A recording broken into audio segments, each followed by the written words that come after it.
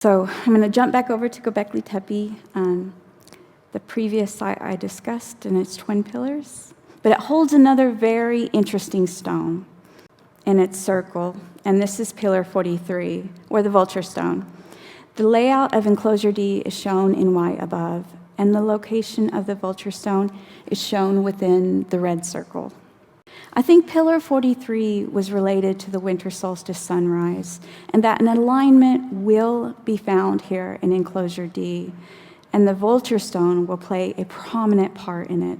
I believe on the morning of the winter solstice, the sun will rise between the two giant central stone pillars, numbered 31 and 18, and the sun's rays will move across, eventually touching Pillar 43. And this represents something very special, at least according to the symbolism carved on the front of this pillar. And actually, this December, Hugh and myself, we're going to be traveling back to Turkey to see if we're right. We're going to be involved in a pretty interesting documentary of sorts. So, the symbolism of this stone. So, start at the top section of this pillar.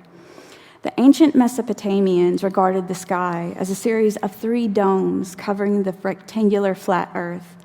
On this pillar, the 3 bags or basket-like structures probably relate to the 3-tiered cosmos that shamans can travel to. You've probably seen this stone online many places as the ancient man bags and things like that. So the 3-tiered cosmos includes the upper world, the middle world, and the lower world.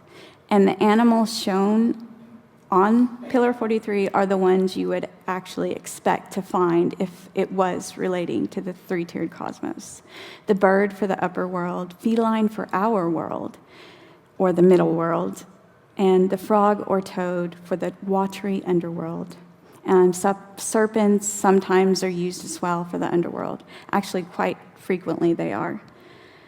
So this concept is found in ancient cultures across the world, including heavily in the Andean area, the South America, which I just arrived back from with Hugh from about a month-long trip from Chile, Bolivia, Peru, Easter Island.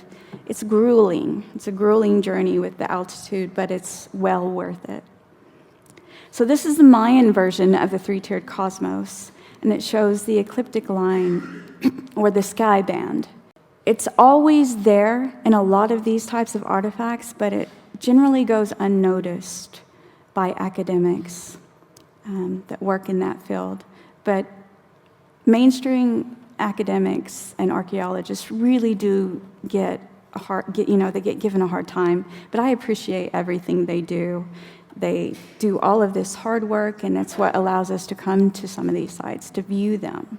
So I really do appreciate what they do. So the ecliptic line is virtual or imagined, but it does exist, and the ancients knew about it. Sorry. So I'm going to get to my favorite part of Pillar 43, the Vulture stone. And no one really addresses this part of the stone, but I think it's extremely important, maybe the most important part.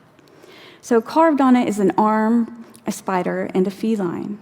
So here's the feline straightened out at the bottom for you to see, because it's really difficult.